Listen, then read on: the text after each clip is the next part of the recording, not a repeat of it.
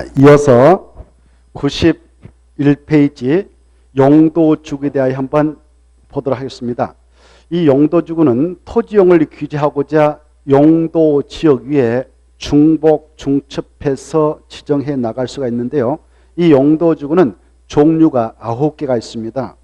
여기 9개 한번 써보실래요? 아까 용도적은 21개 있었지 않습니까? 근데 이것은 9개가 있다.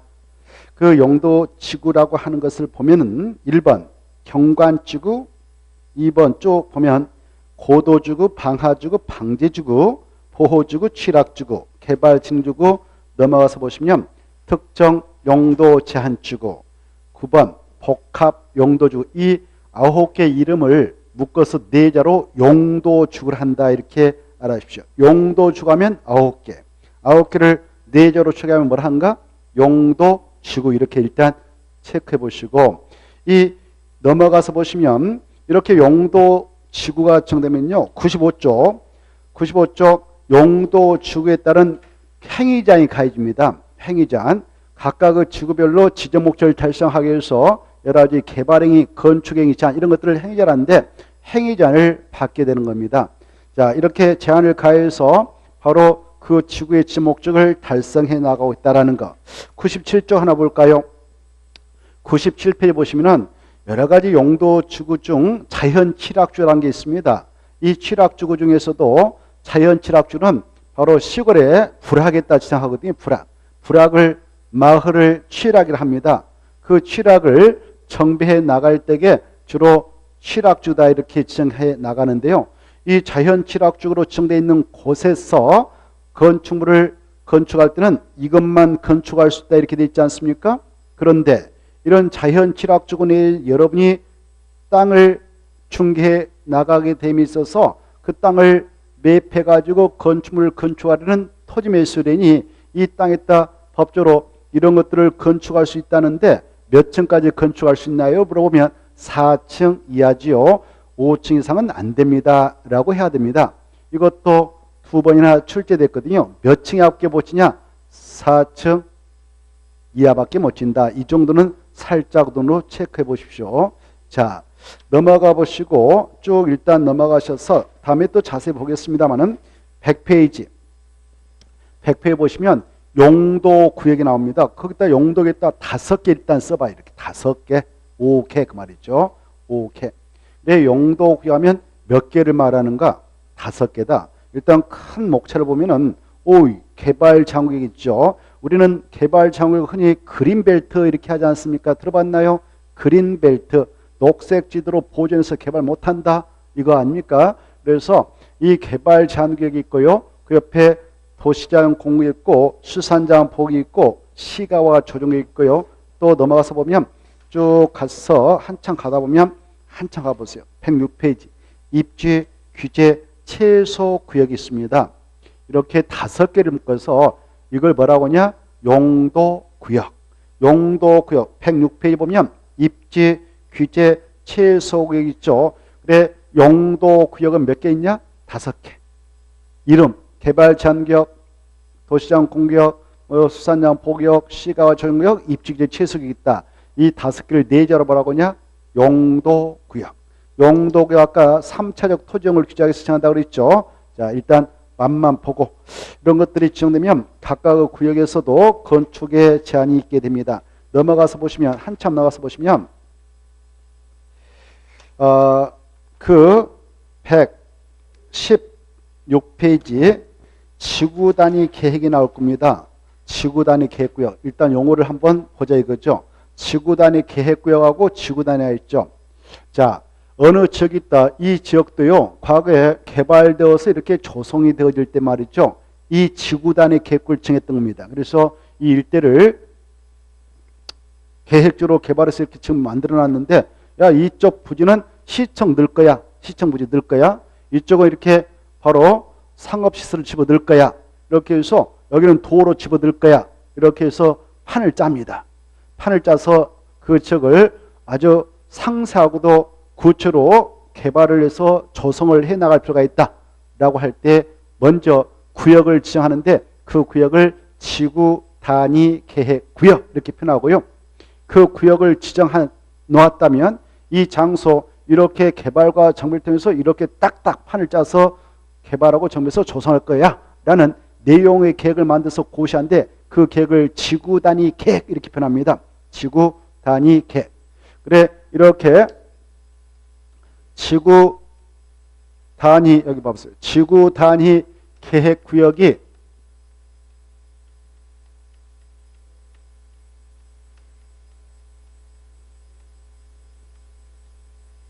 먼저 지정되어졌다.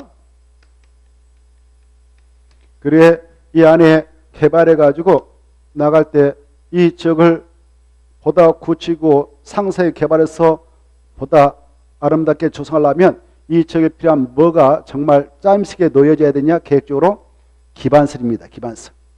도로가 정말 중요하죠. 도로. 우리 사람에게 있어서 바로 혈관 있지 않습니까? 혈관이 잘 혈액순환이 돼야만이 사람이 건강하고 그렇지 않습니까?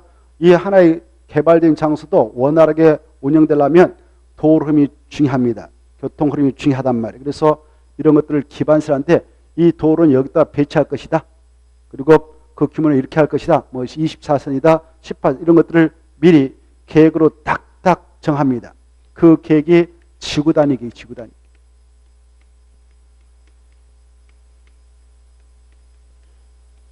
그래 이 지구 단위 계획을 만들 때 이 계획 내용에다가 이 구역의 지정 목적을 달성하기 위해서 기반설인 도로 여기다 배치하고 규모를 이렇게 하겠다.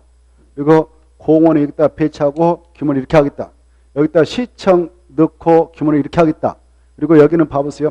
여기는 이런 용도의 건축만 건축해라.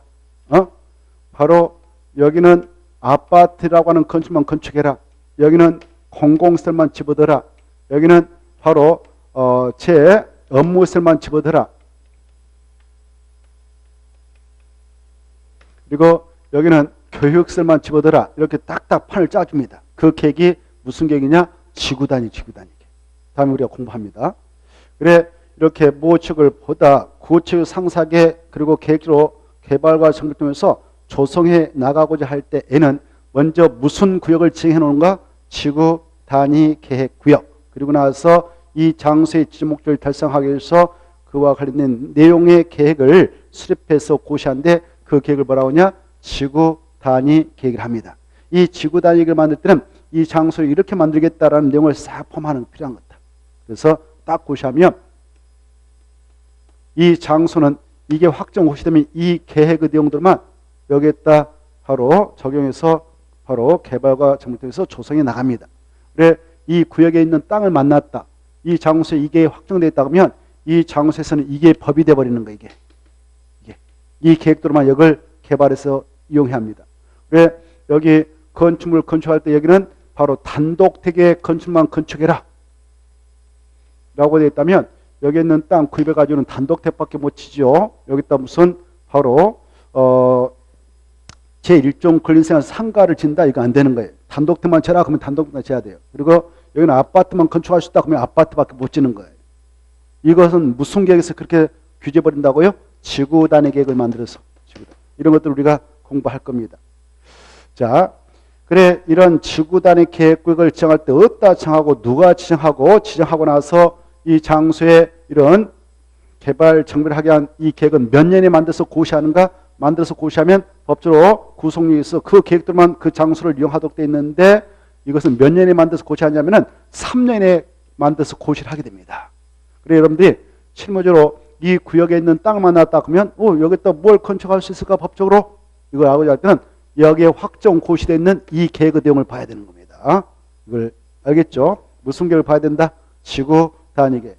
이것도 우리가 이제 앞으로 시험 볼 때가 계속 하고 들어갑니다. 여기서 함재 꼭 나오거든요. 자, 이런 지구 단위를 공부할 것이고요. 넘어가 보세요. 쭉 넘어가셔서 128페이지 도시 군계획 시설 나와 있죠. 도시 군계획 시설 128페이지 도시 군계획 시설 찾았죠. 거기 밑에 보시면 기반설 밑에 봐보세요. 기반설이라는 것은 다음 시설만 한다. 이 기반설의 종류가 많습니다. 그래 우리 사람들 시민들이 생활할 때 꼭 필요한 시설 이런 것들을 기반설하는데, 사회적 기반설하는데, 이 기반설도 종류가 50여 가지가 넘거든요. 그래서 성질이 같은 것들을 추려서 다시 7가지로 구분해서 규정하고 있어요. 이걸 계속 출제해 왔습니다. 시험에서. 그래 밑에 보시면 환경기초시설이 나오죠. 보고 계신가요? 환경기초시설은 4개밖에 없다 이런 게 나와요.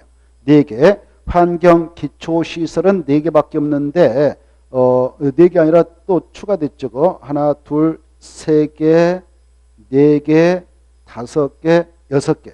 법을 개정해서 2개를 이번에 추가해가지고 이제 6개가 됐는데 시험, 이번 시험 끝나기 전까지만 해도 올해 시험 끝나기 전까지 4개밖에 없었거든요. 근데 지금은 6개가 늘어났어. 6개가 되었어. 그래 환경 기술은 하수도가 있고 폐기물 처리 및 재활용 시설이 있고 빗물 저장 및 이용 시설이 있고 수질오염 방수 있고 폐차량이 있다 이렇게 돼 있죠. 이런 것들을 묶어서 뭐라 한다고요? 환경 기초 시설. 환경 기초 시설. 그래 이걸 3번이나 출제했습니다. 환경 기초시설이 뭐냐? 이걸 가지고 3번 출제했어. 그 종류를 우리는 앞으로 이제 공부를 해 나갈 거예요. 그리고 보건위생성 뭐냐? 방수 뭐냐? 이런 것들. 아무튼 여기 있는 것을 싹 묶어서 뭐라고 하냐? 바로 기반시라고 그래. 기반시. 야 기반시 뭐냐? 앞으로 이제 들어보세요. 앞으로 이 법을 공부할 때 야 기반시 뭐야? 그러면 이 박스 안에 있는 것을 다 말해. 이렇게. 이 박스 안에 있는 것을 다 묶어서 4개로 기반시야. 이게 뜻이거든. 이 기반서 다시 종류가 50개가 넘는데 이걸 성질 같은 걸 다시 추려서 7가지로 분류를 하고 있다. 7가지. 공간시설, 교통시설 쪽에서 환경시설까지 이것을 뭐라고 한다고요? 기반시설을 한다. 이렇게 좀 생각해 두시고 이런 기반시설 중 여기에다가 이렇게 도로를 설치하기 위해서 이 땅에다 도로를 설치하기 위해서 미리 계획을 만들어서 딱 정해. 계획을 만들어서 이건 도로 만들 땅이다. 우리는 흔히 그 미래자 정한다 해서 미리 정한다 이걸 예정대로 하는데 이런 것들은 무결적으로 결정한 거 아닙니다. 계획을 만들어서 딱 결정하는 거예요.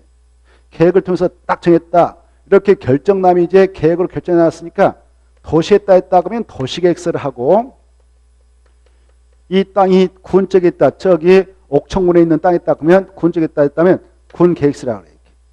계획으로 결정해 놨다면 이걸 기반시설 중 도시 군가로 딱 결정됐다. 이걸 뭐라 한다고요? 도시 있다 했다면 도시계획시설. 군에 있다 했다면 군계획시설. 이거 합성화시켜서 도시, 군, 계획, 시설을 합니다. 이걸 합해서 뭐라 한다? 도시, 군, 계획시설. 이걸 또 우리가 하나하나 공부해 나갈 거예요. 제목 보면 도시, 군계획시설 나와 있죠? 도시, 군계획시설이라는 것은 그런 거. 자, 도시, 군계획시설은 기반시설 중에서도 도시, 군가로 결정된 시설이다. 밑에 써놨죠? 밑에 써놨습니다. 밑에 써놨어. 다음에 또 공부할 거예요. 자, 이렇게 여러분이 가지고 있는 논밭이 있다 합시다. 논밭이 있는데, 여기 논밭이 있었는데, 이렇게 있었는데, 여기다 도로 설치를 한 계획을 만들어서 딱 결정했어요. 왜 결정고시 하느냐? 이렇게 미리 결정고시 하는데, 야, 이거 도로 만들다니까 여기다 건물 짓지 마라. 다음에 건물 지려면 바로 건물 건축해 놔보면 바로 도로 뚫을 때 어차피 철거해야 되고 그러면 국가 경제 손실 크다. 그리고 우리가 보상 필요하면 시 예산 많이 낭비된다. 그래서 함부로 건축하지 마. 이런 규제 차원에서. 미리 계획으로 딱 결정고시네. 그리고 빨갛게 이렇게 도면에다 표시해놓습니다. 이렇게 미리 딱 도시의 군가로 결정고시 해놓으면 그걸 도시 군계획 시설 부지로 묻겠다 그러는 거예요. 그다음에 이제 우리가 공부합니다. 그리고 이제 이 시설을 이제 시 예산이 준비됐다 그러면 땅 주인들한테 땅값 줘야 소유권 넘겨 받을 수 있지 않겠습니까? 땅값을 줄 수 있는 예산이 없다면 바로 그도 나는 겁니다. 개발 못하게 막아놓고 말이죠. 개발 못하게 막아놓고 야 건축물 건축가 안 낼 테니까 그렇게 알아라 이렇게 딱 해놓고 이제 돈 예산이 되면은 바로 이 땅 사들 수 있는 능력이 됐다. 시기가 됐다 그러면 땅값 주고 소유권 넘겨받아서 이 도로를 설치하는 사업을 하지 않겠습니까? 그 사업을 이렇게 표현해. 도시 군계 시설사업을 한다. 도시 군계 시설사업. 이 시설이 도로다 그러면 도로를 설치하는 사업. 그리고 뭐 공원이다 그러면 공원을 설치하는 사업. 이런 것들 뭐라 한다고요? 도시 군 계획 시설사업. 그래 그 내용이 쭉 넘어가 봐 이제. 이렇게 쭉 넘어가서 보시면은 그 말이 나오거든요. 한참 넘어가서 137쪽이 나올 거예요. 137쪽, 도시 군객 시설사 그 말 나오죠. 도시 군객 시설사번 이 시설을 설치하는 사업, 설치 후 정비하는 사업, 기회라는 사업을 말한다. 이렇게 그때 그 시행자가 누가 되고 사업을 할 때 수용을 해볼 수가 있는데 수용은 또 어떻게 하는가, 그리고 절차가 어떻게 되는가, 이런 것도 우리가 이 법을 통해서 공부할 것입니다. 넘어가셔서 한참 나가서 보시면은 또 이 법에서는 어떤 내용이 나오냐. 여기 아까 이렇게 봐보세요. 이렇게 여기 봐봐요. 여러분 논밭을 사놨는데 행정청에서 법적 절차가 있어서 도시군각으로 딱 결정이 났어. 그래서 야, 이 도로 시설한 것을 설치하려니까 이런 건물 짓지 못한다라고 묶어놨어요. 그래 묶어놨고 그도 바로 이제 결정하고 나서 이 사업을 하면 사업 시행자가 나와서 보상을 주면서 땅값 주고 보낼 건데 돈이 없다고 해서 묶어놓고만 사업을 하지 않았어. 그러길 10년 지나버렸어. 10년 지나버렸다. 그러면 이 안에 있는 땅 주인들 얼마나 지금 재산상 행사를 할 때, 재산권 행사할 때 막대한 제한을 받고 있고 간접적으로 재산 상수를 입고 있지 않겠습니까? 그래서 우리 법에서는 야, 여기 있는 땅 팔라고 해도 누가 사가질 않습니다. 그렇죠? 이 땅을 누가 사겠습니까? 사봐야 도로 다음에 뚫리면 결국 수용당할 수도 있는데, 그래서 야, 너네들 여기 있는 땅 바로 사적으로 팔아먹기 힘들면 여기 있는 땅 중 법적으로 건축물로 건축할 수 있는 땅임에도 불구하고 지금 건물을 못 지게 막고 있는 땅이라면 그걸 대지라 합니다. 지목이 대라는데, 그런 땅 지목이 대인 토지소자 이렇게 결정 오셔놓고 10년 동안 묶어놨다면 바로 법에 규정하고 있는 자에게 그 땅 좀 사달라고 해봐라 라는 그 규정을 두고 있습니다. 그걸 매수 청구 그래요. 뭐라 한다고요? 매수 청구. 157쪽에 그게 나오거든요. 157페이지 한번 봐보세요. 그냥 맛보기로. 다음에 우리가 또 자세히 공부하는데 157페이지 장기 미집행 도시 군계획 시설주의 매수 청구 찾았죠? 제목만. 보기 쉬워요? 그래 장기랑 해서 10년 동안 사업하지 않는 걸 말해. 10년. 그래 장기가 몇 년이라고요? 10년.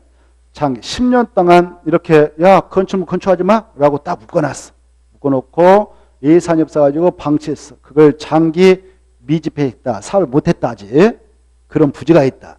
그런 부지 안에 있는 자가 그럼 내 땅 좀 사주세요. 나 사적으로 팔라고도 안 팔리네요. 이렇게 그때 그걸 매수 청구라 해. 내 땅 좀 사주세요. 이거 뭐라 한다고요? 매수 청구. 이런 것들 우리가 공부를 해요. 자, 그 다음에 쭉 넘어가셔서 한참 넘어가면은 어디가 나오냐? 개발행위 허가가 나올 겁니다. 저기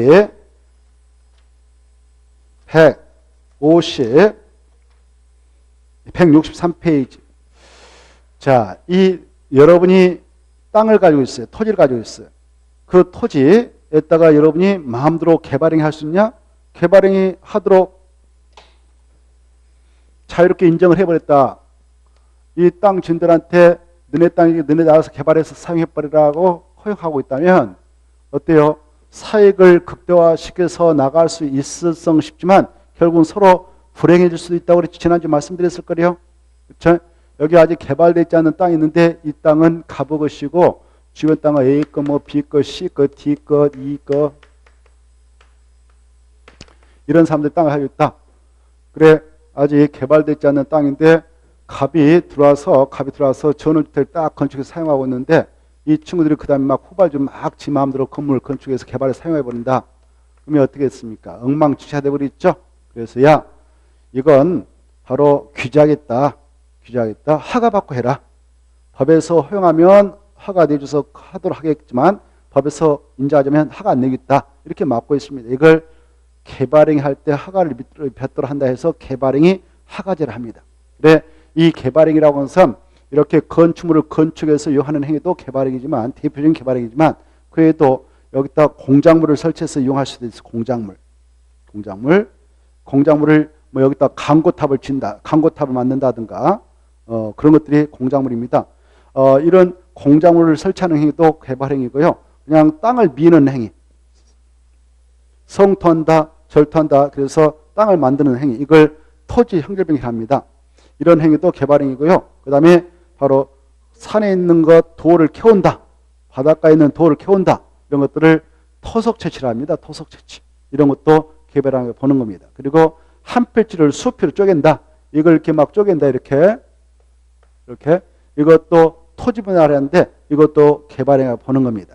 그리고 물건을 쌓아둔다. 그럴 때도 개발행위. 그래, 이 개발행위를 6가지로 설치해 놓고 있어. 법에서 6가지.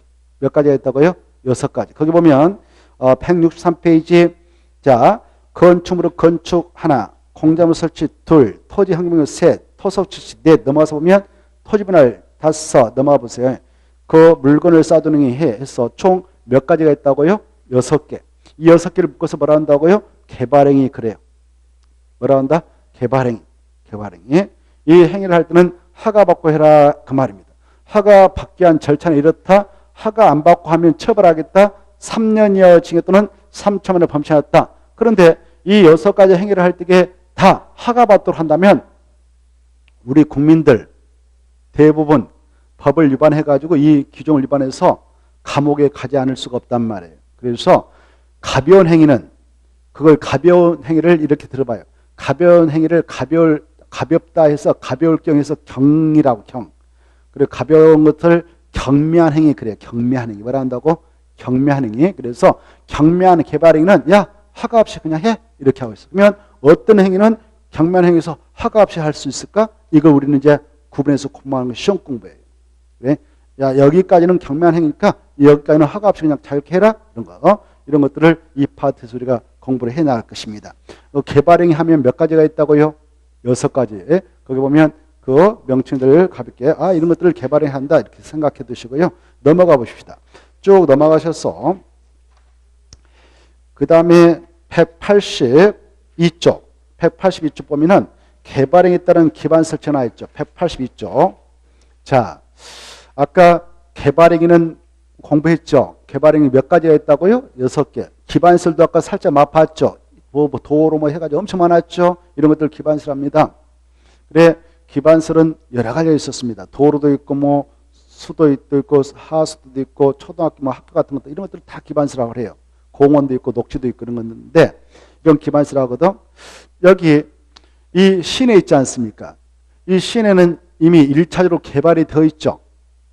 개발이 되어 있죠. 여기가 이제 이 시대를 여기 들어왔다. 이 시내 보면 다 이렇게 건물이 세워졌단 말이에요. 적법적으로 싹 세워놨었는데 이 지역에 필요한 양만큼 기반설도 만들어져 있습니까? 안 만들어져 있습니까? 도로 필요한 양만큼 다 만들어져 이렇게. 그렇죠? 땅 속에는 수도 묻어져 있죠. 수도 파이프. 하수도 파이프도 묻혀 있겠죠. 그래야 이 공간이 운영되니까. 그리고 학교도 만들어져 있겠죠. 이미 이렇게 도로, 수도, 하수도, 학교 이런 것들을 기반설합니다. 이렇게 그 지역에 1차로 개발이 이루어져 가지고 건축물이 건축되어진 상태인데 그 지역에 나름대로 필요한 양만큼 기반설이 이미 만들어졌단 말입니다. 그러한 상태에서 다시 그 지역의 후발 주자가 그 구역에 들어와서 땅을 구입해 가지고 아니면 건물 있는 땅을 구입해서 건물 철거하고 다시 크게 세워버렸다. 엄청 크게 법적 절차를 거쳐서 세워버렸다. 그러면 그 지역의 인구가 증가하겠습니까? 감소하겠습니까? 인구가 증가하겠죠. 증가하겠죠. 증가하면 어때? 그 사람들 그 증가했던 인구수에 맞게 다시 차량, 승용차 몽땅 증가해서 도로에 막 차가 증가하여 지천생이 일어날 것이고 그래서 도로가 비좁을 수도 있고 물에 대한 수요량, 즉 수도에 대한 수요량이 증가해서 수도 시설 용량이 더 크게 설치할 필요가 있을 상황이 벌어질 수 있고 또 무료 사용량이 많아서 하우스 발생량이 몽땅 있게 돼서 기존의 시설을 초과할 수가 있단 말이에요. 용량이. 또 학교의 학생 수는 증가해서 기존에 학교가 있는데 학생 수가 증가해서 그 수용률을 초과할 수가 있단 말입니다. 이럴 때 이렇게 표현해. 이 지역의 개발로 인하여 지금 기반설이 부족할 것이 예상된다. 예상되는데 더 이상 설치가 곤란해지겠다. 여기 이미 개발이 되어서 도로가에 빌딩이 쫙 세워졌는데 아까 후발주가 다시 와가지고 그걸 개발함으로써 건물을 건축해가지고 인구수 증가를 유발시켰다. 그래서 기존의 도로도 부족해버리고 수도 하수 용량도 부족하고 학교 용량도 부족하다. 근데 추가로 더 설치할 수 있으면 좋은데 추가로 설치하려면 도로 확정공사차 옆에 있는 빌딩을 싹 철거해야 된다. 엄청난 비용 들어가겠죠. 그렇죠? 그럴 때는 후발 주자들 미안하지만 더 이상 크게 지지 말라. 이렇게 규제하는 게 나을까요? 그냥 규제하지 않고 놔놓고 옆에 있는 건물 다 철거해서 도로를 확장공사가 나을까요? 후발 주자를 규제하지 않겠죠? 그렇잖아요. 사회적 비용을 그래야 우리가 절감시킬 수 있잖아요. 그런 필요가 있는 지역에다 딱 묶어버리는 것을 개발 밀도 관리를 한다 이렇게 하는 거예요. 뭐라고 한다고요? 개발 밀도 관리구역. 밀이 뭐냐? 빽빽할 밀이에요. 뭐라고? 밀이 빽빽해. 그 밀이 야 이제 빽빽하게 두면 안 돼. 이걸 관리하겠다, 규제하겠다. 그럴 때 묶어놓고 있는 것을 뭐라고 한다고요? 개발 밀도 관리를 한다 이렇게 하는 거예요. 개발로 인하여 기반시설이 부족이 예상되지만 더 이상 설치하고 곤란한 적을 대상으로 해서 이때 봐보세요. 여기다 개발 밀도를 지냈어. 여기 시내에다가 개발 밀도이다라고 지금 고시해버리면 오늘 지정 고시했어. 지정 고시하기 전까지만 하더라도 이 대지를 하나 구입했다 그러면 법적으로 50층짜리 빌딩 걸쳐갈 수 있었다. 가져갑시다. 근데 이 구역을 지정해버리면 그 이후부터는 25층 이하밖에 못 지게 만드는 효과가 있어요. 그럴 때 무엇을 그렇게 강화하면 그런 효과가 있냐? 그 책에 적용되고 있는 용적률 아까 했잖아요. 용적률을 50%까지 강화하는 효과가 있도록 해버리거든.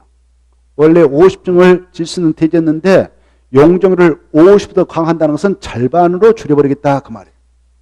그런 지역으로 바로 운영하겠다 할 때 정한 것을 뭐라고 하냐? 개발 밀도 관리합니다.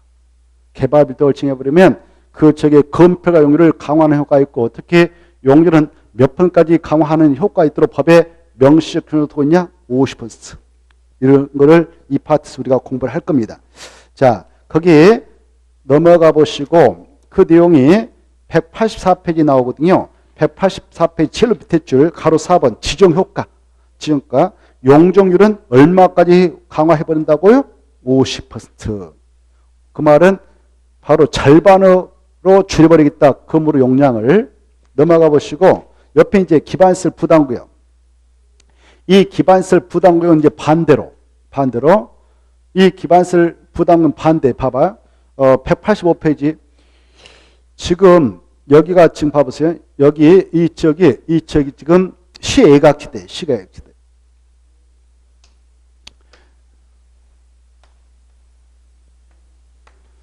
여기는 시내 가지고 그 지역에 필요한 양의 그 도로 같은 기반시설도 구축되어 있고 도로 주변에 이렇게 빌딩이 싹 세워져 있단 말이에요. 근데 여기는 아직 개발이 안 돼 있어. 그래서 논밭도 있고요. 조그만 야산들도 있고요. 이렇게 개발되지 않는 지역인데 갑작스럽게 이 지역에 변화가 발생했어. 변화가. 원래 이 땅이 계획관리였어. 계획관리. 뭐 했다고? 계획관리. 아까 계획관리는 몇 층이야 밖에 못 진다고 그랬을까? 오 대단하시네. 4층이야. 4층. 아까 4층. 4층이 하니까 여기에 있는 땅에 따른 아파트를 질 수 없어. 아파트. 아파트는 주택으로 쓰는 층수 5개층 이상인 그런 공동체 말하거든요. 아파트 하면 몇 층이다고 주택으로 쓰고 있는 거 주택 써보니까 5개층 이상. 이거 아파트라 해. 앞으로 공부할 거예요. 우리. 그래서 아파트는 칠 수 없어요. 여기는. 근데 오늘부로 여기에 땅에다가 바로 용도를 변경 고시했어. 예컨대 계획관리적을 아파트 질 수 있는 아주 좋은 땅이 보통 2종, 3종 일반 주거라는 게 있어요. 원래 계획관리였는데 이 땅 저기 계획관리 몇 층이야 못 진다? 4층이야. 근데 여기 아파트 건축을 허용하기 위해서 오늘부로 행정처에서 국토교통부라든가 뭐 시도사 이쪽 이런 자들이 야, 이 지역은 오늘부터 계획관리가 아니고 제 3종 일반 주거지이다라고 용도를 변경 고시해버렸어. 그러면 3종 일반 주거지면 법적으로 아파트 막 법적 절차 걸치면 15층, 20층, 30층을 질 수 있어요. 그러면 이 저게 이제 아파트 건설사에서 논밭 있잖아요. 이걸 막 사들이겠죠. 그러지 않겠습니까? 여러분이 아파트 건설회사 하면 막 사들이겠죠. 오, 좋아. 아파트 그 분야에서 팔고 나가면 되지 않겠습니까? 그럼 어때요? 갑작스럽게 개발이 있게 되면 집중되면 개발행위가 집중되면 이쪽에 기반시설이 없는데 기반시설이 도로 엉망이잖아요. 보니까 이걸 도로를 예쁘게 이 도로 연결해서 이렇게 만들면 좋겠는데 이걸 방치하면 되겠습니까? 안 되겠습니까? 개발하도록. 안 되겠죠. 엉망진창이 돼버리죠. 그래서 이 지역에 이런 용도적인 변경이 있게 됨으로써 갑작스럽게 개발이 이렇게 집중돼서 인구비 예상된다. 그런 지역을 대상으로 해서 미리 구역을 지정합니다. 이렇게.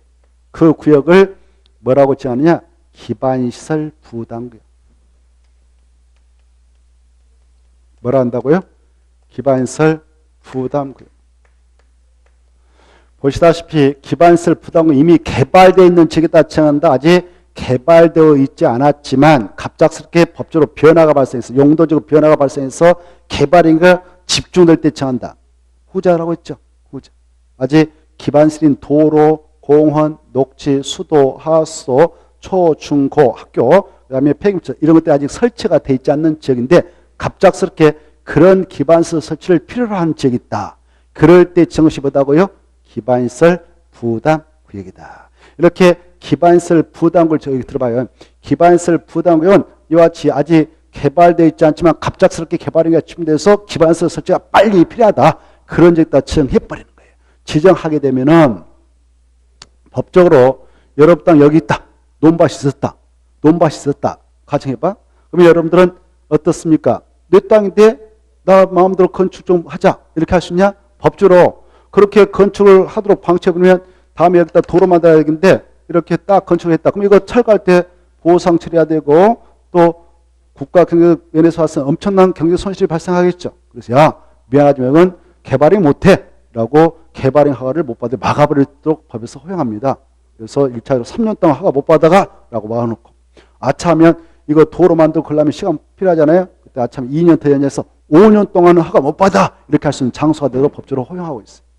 막아놓고 나서 이걸 정했던 대전광역시장에 있다 그러면 이 안에다가 기반시설인 도로를 이렇게 만들 거야. 여기는 공원 넣을 거야. 녹정을 확보할 거야. 초, 중, 고 넣을 거야. 수도, 하수 여기다 집어 넣을 거야. 그리고 여기다 폐기물 채소 이런 것들을 기반시설이라는데 이런 기반시설 설치를 만들어서 딱 고시해. 1년 이내 기반시설 설치 계획을 만들어서 바로 딱 고시합니다. 몇 년에 한다고 그랬나요? 제가 1년 이내. 이제 이 계획이 만들어지면 이 계획에 맞게 기반시설 딱 설치 제공해. 설치 제공해. 제공해 놓으면 여러분 땅이 만약 이 지역에 논밭이 이렇게 있었다 합시다. 그러면 이 도로가 설치되면서 일부는 편입되면 땅값 나올까 안 나올까? 시에서 주겠죠. 보상금 타가라 하겠죠. 그쵸? 그리고 여러분 논이 있었는데 이렇게 도로가 뚫렸고 상하수 싹 깔리니까 기반시설 다 설치될 거 아닙니까? 그러면 땅값 올라갈까 내려갈까? 올라가죠. 땡 잡은 거 아닙니까 지금? 어떻게 논밭 하나 사놨는데 시에 예약했다. 기반시설 다 설치해주고 시에서 아까 그런 것들. 그래 이제 여러분은 도로 뚫렸고 도로하고 접하니까 여기다 법에서 허용하는 뭔만 건축하면 될까? 건축만 건축하게 돼 있죠. 건축물 땅값 다 올라갈까 떨어질까? 올라갈 수밖에 없죠. 땡 잡은 거죠 이거. 어떨 게래? 그래서 야 너네들 민간인들도 이 지역에 기반시설 설치할 때 돈 필요한데 돈 좀 내라 해서 용어를 기반시설 부담금을 하는 거예요. 이때 여기다 신축한다 증축한다 그러면 법에서 정하는 그 계산법이 있는데 이 돈 좀 내놔라. 그래서 우리 민간인도 약 20% 부담케 하고자 이 굴 지정하는 거예요. 우리 민간인도 얼마를 내게 한다고 약 20% 이런 걸 우리가 공부를 해요. 그래서 용어를 기반시설. 우리 민간도 원래 여기 시내에 있는 거 있잖아요. 여기 들어봐요. 이런 시내에 있는 도로 같은 상하수 다 시 예산 가지고 했어. 시 예산 가지고. 근데 이 안에서는 누구에게도 그 설치 비용을 좀 부담시키자 민간한테. 그래서 용어를 기반시설 부담을 한다. 이렇게. 다시 한번. 이 기반시설 부담구역. 이거 봐봐요. 기반시설 부담구역은 이미 개발되어 있는 시내에 따라 지정한다. 아직 개발이 되어 있지 않는 시애각지에다 지정한다. 시애각지대. 그래 이 지역에 뭐가 지금 필요해서 지정하냐? 기반시설 설치가 필요해서 지정한다. 이렇게. 그때 기반시설 설치가 필요해서 이걸 지정했다. 지정했다면 몇 년에 그 설치계획을 만들어서 알려주냐? 1년. 그리고 이 계획이 만들어지면 이 계획대로 시의 예산 가지고 싹 설치를 해준다. 그리고 우리가 들어가서 땅 가지고 건물을 신축하고 중개할 때는 우리도 돈을 내게 돼 있는데 그 돈을 기반시설 설치비용을 한다. 기반시설 설치비용을 우리 민간에게 야 몇 퍼센트를 내게 하고자 이 용어를 쓰고 있다고? 20% 이런 것들을 우리가 공부를 해요. 이제 이왕이 나왔으니까 다음에 또 우리 다 공부해요. 이왕이 나왔으니까 여러분이 만약에 들어가서 기반시설 부담구역 안에 들어가서 이렇게 건물을 신축하고 증축할 때 돈을 내게 한다고 했잖아요. 돈 내게 기반. 그래 돈 내도 땅값 집값 올라가니까 뭐 결코 섭하게 생각할 필요 없어요. 이 돈을 내는 방법은 세 가지가 있어요. 현금도 낼 수 있고 카드로 가서 긁을 수도 있고 토지도 낼 수 있어요. 여기 있는 토지 있잖아요. 이렇게 여기 봐봐요. 아까 그 설치비용 우리가 민간이 내야 되는데 돈도 없다, 현금도 없다, 카드도 없다. 그러면 이 땅 보상 안 받고 그냥 내놓을 테니까 이걸로 정산합시다. 그러면 할 수가 있는 거예요. 그래서 토지로서도 낼 수 있다 없다? 있다. 이걸 물납이라고 그래요. 물납. 토지로 갖다 이거 봐봐요. 여러분 땅 이렇게 도로 뚫을 때 보상 안 받으면 내놓은 거예요. 기부채 나는 거 아니에요? 그래 토지로 내놓을 수 있다 없다? 있다. 이걸 뭐라고 한다고? 물납. 물납. 이 파트에서 이런 걸 우리가 공부할 거예요. 이런 내용을 기반설 부담구역 제도를 합니다. 자, 그리고 이제 넘어가서 보시면은 한참 넘어가 봐요. 넘어가서 보면 저기 205페이지가 나올 거예요. 205페이지에 205페이지 보면 벌칙이 나와 있죠. 벌칙. 찾았나요? 자, 이 국토의 계획 및 법률은 이렇게 여러 가지 내용을 규정하고 있었어요. 규정했던 내용을 바로 위반했다. 우리가 국민들이 위반했다. 그러면 잡아다가 처벌하겠다라는 벌칙을 두고 있습니다. 그래야 법의 실효성을 확보할 수 있지 않겠습니까? 그래 이 각각의 법에 있는 규정을 위반하면 벌을 가는 벌칙정을 두고 있는데요. 건축법에도 농지법에도 도시개발법에도 다 벌칙정이 있습니다. 근데 그 법에 있는 벌칙은 시험에 잘 안 나오지만 205페이지에 있는 국토의 계획 및 법률상 규정되어 있는 벌칙은 잘 나옵니다. 그래서 어떤 규정을 위반하면 3년 이하의 징역 또는 3천만 원 범죄하는가, 어떠한 규정을 위반하면 2년 이하의 징역 또는 2천만 원 범죄하는가, 또 어떤 규정을 위반하면 500만 원의 과태료가 나오고 어떤 규정을 위반하면 1천만 원의 과태료가 나오는가, 이런 것들을 우리는 이 법을 통해서 공부를 해나갈 예정입니다. 이와 같이 국토의 계획 및 법률은 이와 같이 구성되어 있습니다. 이런 것들 여기까지 해서 몇 문제 나오냐? 12문제 나올 것입니다. 알겠죠? 12문제. 여러분은 시간 날 때마다 공법 어떻게 이걸 여러분이 처음부터 다 어떻게 할 수 없잖아요. 그래서 시간 날 때마다 토요일이나 일요일 시간이 있다. 공법 좀 보고 싶다 그러면 이 국토개법을 완전히 자주 봐서 익숙하게 하는 거 가장 중요해요. 국토개법. 이게 여기에서 12문제 나오는데 12문제 나오면 다 맞추면 좋겠지만 최소가 10문제다. 10문제를 맞추는 내가 노래해야겠다. 이건 공부하면 한 만큼 점수 나오거든요. 어렵게 안 나옵니다. 그래서 여기까지 해서 12문제 나오니까 시간 날 때마다 이걸 여러분 자주 봐서 10번 이상 봐가지고 다 맞추도록 했으면 좋겠어요. 이걸 우리는 이 많은 양 중에서 이 파트를 앞으로 2개월마다 1순환 이상에 돌린다고 지난주 설명해 드렸습니다. 근데 이걸 한 달 동안 할 거예요. 한 달 동안. 4주 동안. 그리고 나머지는 각각 법, 도시개발법 1주, 정비법 1주, 건축법 1주, 주택 1주, 농지법은 뭐 한두 시간에서 처리한다고 그랬죠. 자, 여기까지가 국토개법은 이렇게 생겼습니다라고 한번 가볍게 쭉 훑어봤어요. 잠시 쉬었다가 다시 원점으로 돌아가셔서 오늘 계획하고 아까 그 다음에 용도적 이런 것들을 한번 살펴보고 마무리 짓도록 하겠습니다. 잠시 쉬었다가 다시 어디로 가느냐 12페이지로 가셔서 잠시 쉬었다가 12페이지부터 보도록 하죠.